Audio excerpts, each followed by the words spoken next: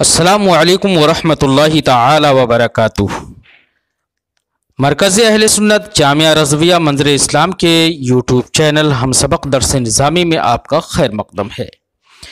پیارے بچوں، کھولتے ہیں اپنی کتاب کافیۃ النحو، اور اس سے پہلے آپ سے وہی درخواست ہے کہ جنہوں نے اب تک ہمارے چینل کو سبسکرائب نہیں کیا ہے وہ ضرور سبسکرائب کر لیں اور اپنے ساتھیوں سے بھی شیئر کریں، انہیں بھی بتائیں تاکہ وہ بھی فائدہ اٹھا سکیں، اور ویڈیو پسند آئے تو لائک بھی کیا کریں۔ کچھ عبارت پڑھ لیتے ہیں۔ بسم اللہ الرحمن الرحیم۔ المقصد الاول الاسماء المرفوعہ۔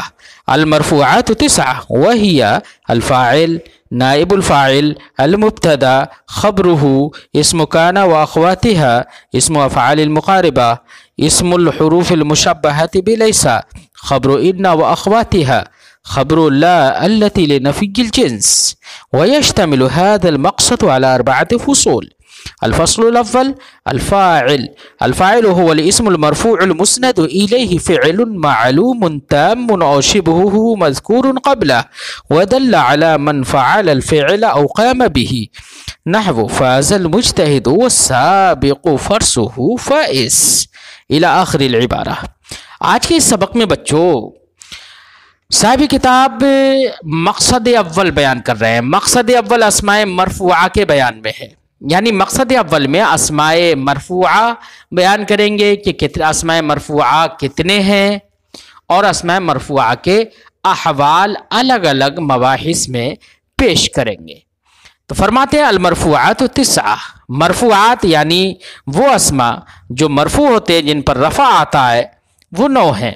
وہی الفاعل، وہ یہ ہیں: نمبر 1 فاعل، نمبر 2 نائب فاعل، نمبر 3 مبتدا، نمبر 4 مبتدا کی خبر، خبرہ اے خبر المبتدا، نمبر 5 اسم کانا و اخواتہ، کانا اور کانا کے اخوات یعنی کانا، سارا، ذلہ، واتا وغیرہ جو ہیں ان سب کا اسم اور افعال مقاربہ کا اسم بھی مرفوع ہوتا ہے، جیسے عصا، کادا، کروبا اور شکا جو ہیں افعال مقاربہ، ان کا اسم بھی مرفوع ہوتا ہے۔ ایسی حروف مشبہ بلیسا، حروف مشبہ بلیسا جو ما اور لا ہے، جو لیسا کے مشابہ ہوتے ہیں، ان کا اسم بھی مرفوع ہوتا ہے۔ ایسے ہی 8 نمبر پر ہے انا اور اس کے اخوات کی خبر، تو انا اور اس کے اخوات کی خبر بھی مرفوع ہوتی ہے۔ ایسے ہی 9 نمبر پر ذکر کیا ہے لائے نفی جنس کی خبر، وہ لا جو کہ نفی جنس کے لیے ہوتا ہے اس کی خبر بھی مرفوع ہوتی ہے۔ تو یہ کل یہ 9 مرفوعات ہیں۔ دیگر کتابوں میں آپ نے 8 مرفوعات پڑھے ہیں، یہاں پر صاحب کتاب نے افعال مقاربہ کا اسم مزید ذکر کیا ہے، اس لیے یہاں پر 9 مرفوعات صاحب کتاب نے ذکر کیے ہیں۔ وَيَشْتَمِلُ هَذَا الْمَقْصَدُ عَلَى 4 فصول۔ فرماتے ہیں کہ یہ مقصد اول مرفوعات کے بیان میں ہے، تو یہ مقصد اول مشتمل ہوگا 4 فصلوں پر۔ الفصل الاول الفاعل، فصل اول فاعل کے بیان میں ہے۔ فاعل کسے کہتے ہیں؟ تو صاحب کتاب پہلے فاعل کی تعریف کرتے ہیں۔ صاحب کتاب نے بڑے وضاحت کے ساتھ فاعل کی تعریف کی ہے۔ فرماتے ہیں الفاعل هو الاسم المرفوع المسند الیہ، فاعل وہ اسم مرفوع ہے، کیا ہے؟ اسم مرفوع ہے۔ المسند الیہ، جو المسند الیہ فعل معلوم، جس کی طرف ایک فعل معروف مسند ہو، کوئی فعل معروف مسند ہو۔ وہ فعل معروف کیا ہو؟ تام ہو، ناقص نہ ہو، بلکہ کیا ہو؟ تام ہو، کیونکہ فعل معروف تام کی اگر اسناد کسی اسم کی جانب ہوتی ہے تبھی وہ اسم مرفوع اور وہ اسم فاعل کہلائے گا۔ اگر فعل معلوم نہیں ہے بلکہ فعل مجہول ہے، تو اب اس کے بعد آنے والا یا تو وہ فعل مجہول جس اسم کی جانب مسند ہوگا وہ اسم مرفوع نائب فاعل کہلائے گا، پھر وہ فاعل نہیں کہلائے گا۔ اس لیے فعل کے ساتھ قید لگا دی معلوم کی بھی، اور تامن کی بھی قید لگا دی کہ فعل معروف ہو اور ساتھ ہی ساتھ تام ہو۔ تام کی قید اس لیے لگا دی کیونکہ اگر فعل ناقص مسند ہوتا ہے تو پھر وہ فعل ناقص کا اسم مرفوع فاعل نہیں ہوگا بلکہ اس کا اسم ہوگا۔ بات سمجھ آئی بچوں؟ اس لیے صاحب کتاب نے کہا کہ فاعل وہ اسم مرفوع ہوگا جس کی طرف فعل معروف تام مسند ہو یا فعل معروف تام کا شبہ مسند ہو۔ شبہ فعل سے مراد کیا ہے وہ صاحب کتاب آگے ذکر کریں گے کہ شبہ فعل سے کیا مراد ہے۔ شبہ فعل سے مراد اسماء مشتقات ہیں جو کہ فعل معروف سے بنتے ہیں، یا مصدر ہے، اسم مصدر ہے، وہ سب کے سب مشتقات یہاں پر شبہ فعل سے مراد ہے۔ آگے فرمایا کہ فعل معروف تام مسند ہو یا فعل معروف تام کا شبہ یعنی مشابہ فعل مسند ہو، مذکورن قبلہ، وہ فعل معلوم یا وہ اس کا شبہ مذکور ہو اس اسم مرفوع سے پہلے، اس کے اسم مرفوع سے پہلے مذکور ہو۔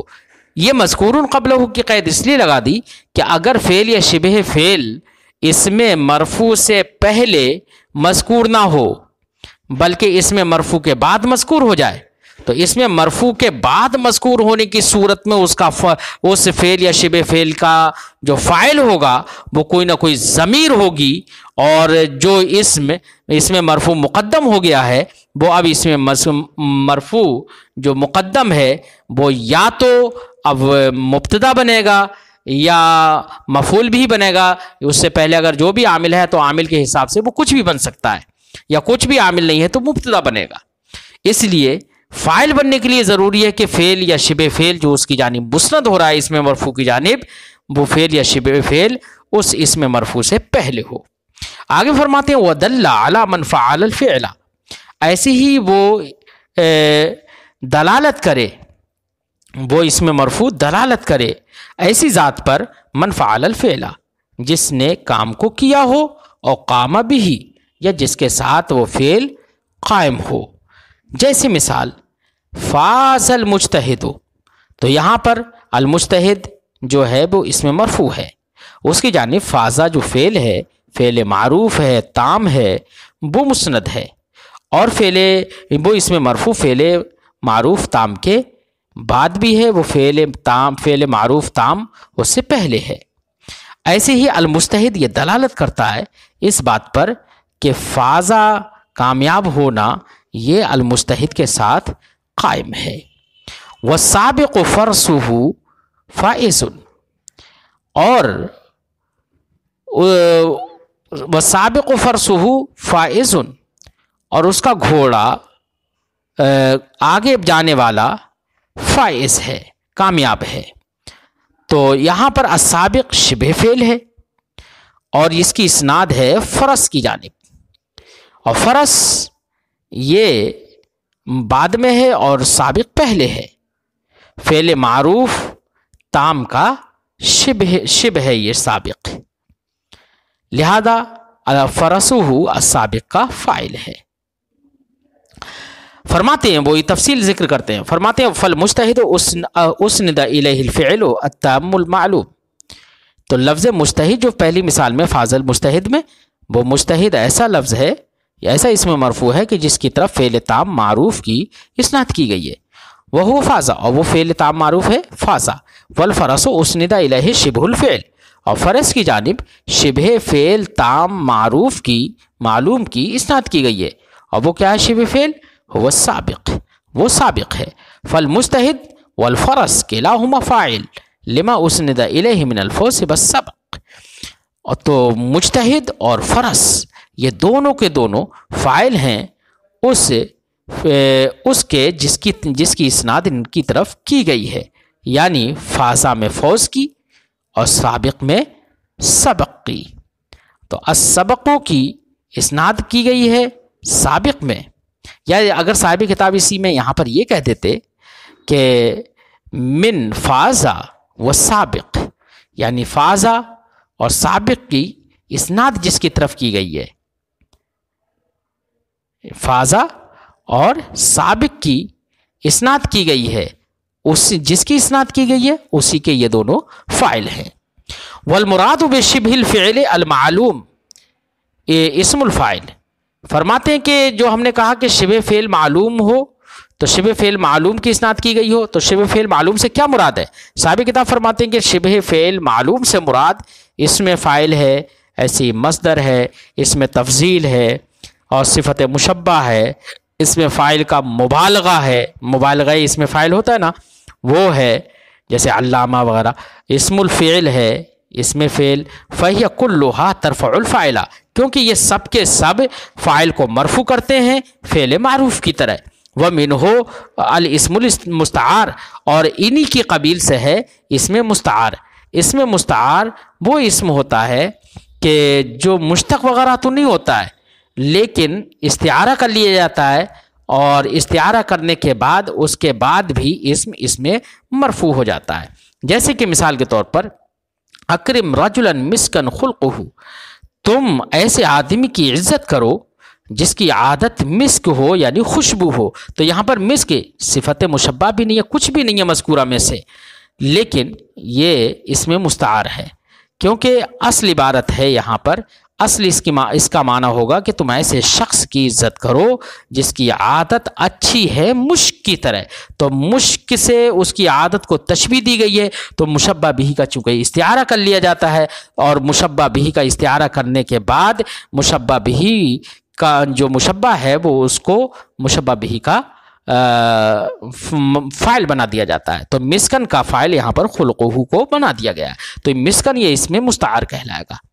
فرماتے صاحب کتاب فخلقہ فاعل لمسکن، لہذا خلقہ یہ مسکن کا فاعل ہے، مرفوع بھی، اور مسکن کے فاعل ہونے کی وجہ سے ہی یہ مرفوع بھی ہے، لأن الاسم المستعار فی تعویل شبہ الفعل المعلوم، کیونکہ اس میں مستعار وہ شبہ فعل معلوم کی تعویل میں ہوتا ہے، کیونکہ اصل بار ہوتی ہے تو اس کی تقدیر یہ ہوتی ہے اکرم رجلا طیبا خلقہ کالمسک، ایسے شخص کی عزت کرو جو جس کی عادت عمدہ ہے، اچھی ہے، مشک کی طرح ہے۔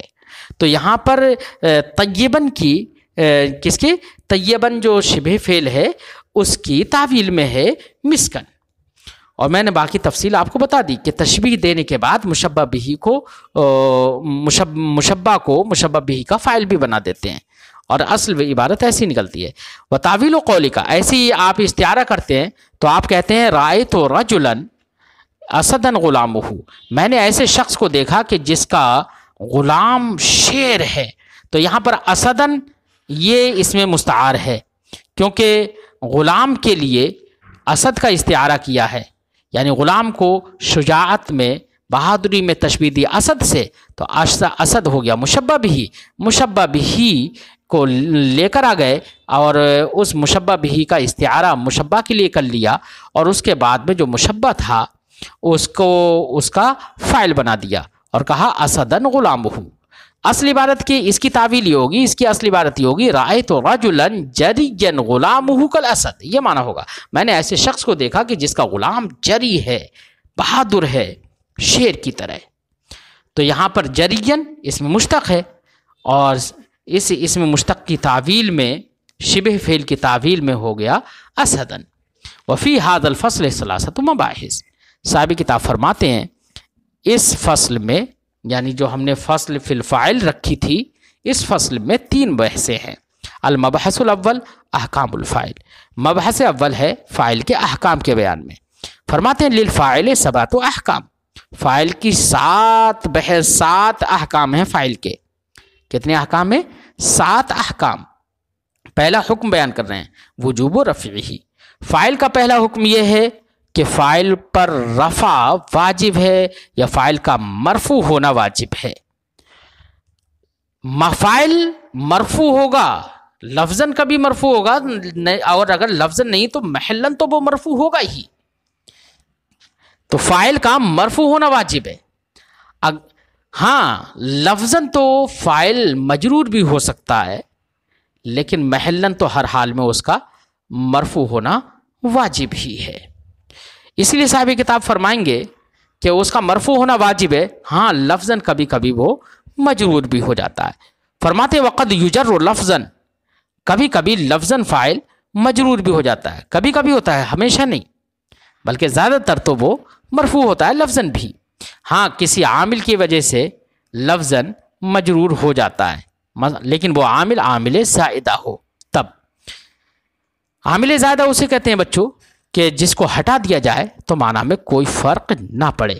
فرماتے وقد یجر لفظا، کبھی کبھی لفظا مجرور ہو جاتا ہے باضافت المصدر الیہ، بئی طور کہ مصدر کی اضافت فاعل کی جانب کر دی جائے تو فاعل لفظا مجرور ہو جائے گا اضافت کی وجہ سے، مضاف الیہ ہونے کی وجہ سے۔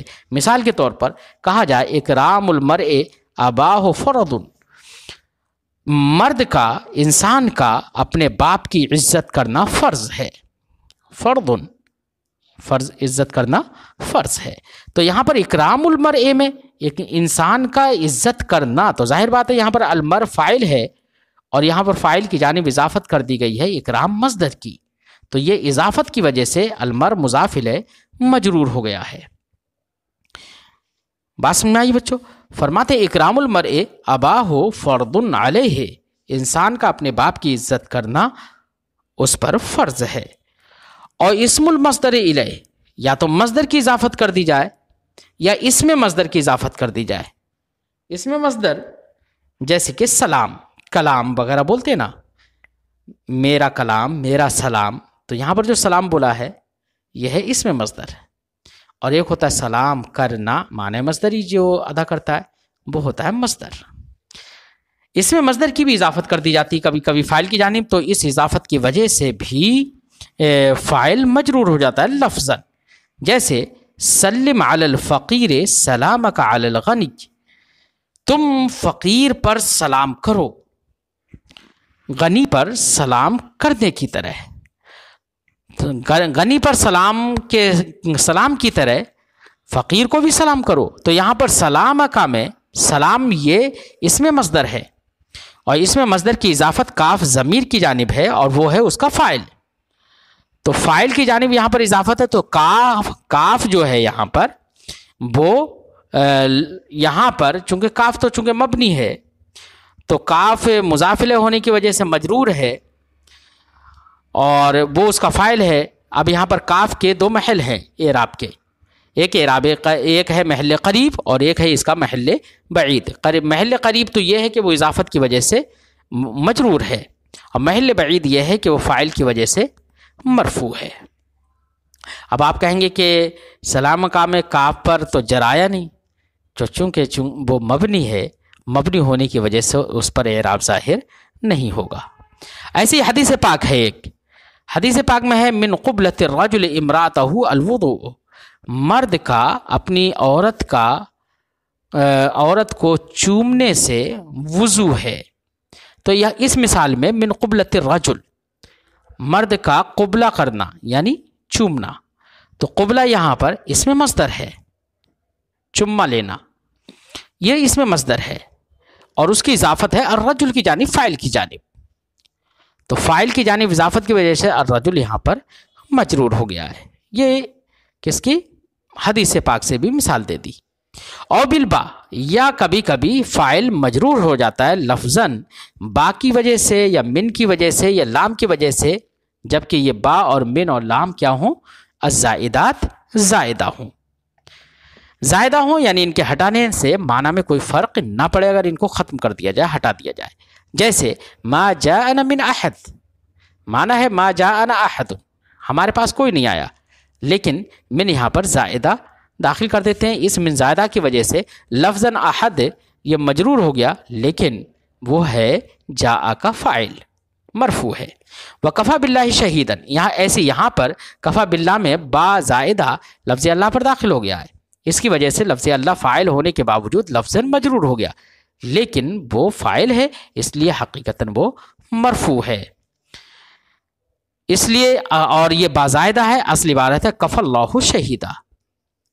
وَهَيْهَاتَ لِمَا تُوعَدُونَ، یہاں پر لام زائدہ ہے، لما توعدون میں لام، لما کے اندر جو لام ہے وہ لام زائدہ ہے، معنی ہے ما توعدون، تم سے جس کا وعدہ کیا جاتا ہے اس کے لیے دوری ہو، وہ دور ہو، تو یہاں پر ما توعدون یہ ہیہاتا کا فاعل ہے، اور دوسرا ہیہاتا پہلے ہیہاتا کی تاکید ہے، تو ما توعدون یہ فاعل ہے، وہ مرفوع ہے، لیکن لفظاً ما توعدون یہ مجرور ہوا، کیا ہوا؟ مجرور۔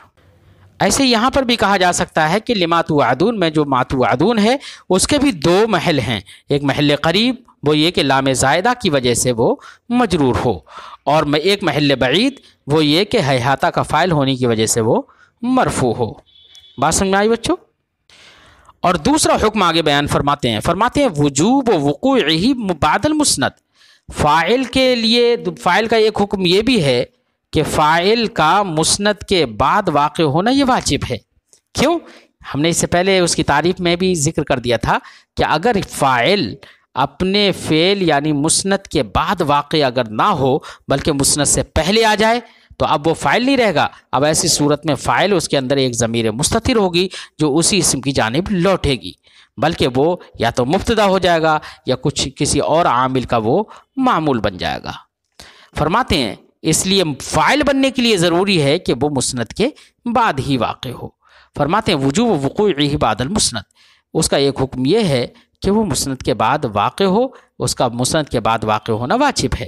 فَإِن تَقَدَّمَ مَا هُوَ فَاعِلٌ فِي الْمَعْنَى، تو جو فی المعنی میں فاعل ہو اگر وہ مقدم ہو جائے مسند پر، کان الفاعل ضمیرا مستترا فی المسند، تو اب مسند کے اندر جو ضمیر مستتر ہوگی وہی ضمیر مستتر اس کا فاعل ہوگی، یعود الیہ جو ضمیر مستتر اس سے کی طرف لوٹے گی جو کہ معنی میں فاعل ہے اور وہ مقدم ہو گیا ہے، اس مقدم کی طرف لوٹے گی ضمیر۔ جیسے کہ علی قامہ، علی کھڑا ہوا، تو یہاں پر قامہ، یہاں پر دیکھیے غور کیجئے، علی جو ہے وہی معنی کے اعتبار سے وہی فاعل ہے کیونکہ قیام اسی کے ساتھ تو قائم ہے، تو معنی کے اعتبار سے علی فاعل ہے لیکن وہ مقدم ہو گیا۔ جب مقدم ہو گیا تو اب قامہ جو مسند ہے اس کے اندر جو ہوا ضمیر ہے وہی اس کا فاعل بنے گی اور وہ ضمیر لوٹے گی علی کی جانب جو کہ مقدم ہے۔ اب یہاں پر علی کیا ہے؟ جو مقدم ہونے والا اسم ہے جس کو آپ نے مقدم کر دیا، وہ فاعل تو نہیں بنے گا لیکن مبتدا بن سکتا ہے یا کسی دوسرے عامل کا معمول بن سکتا ہے۔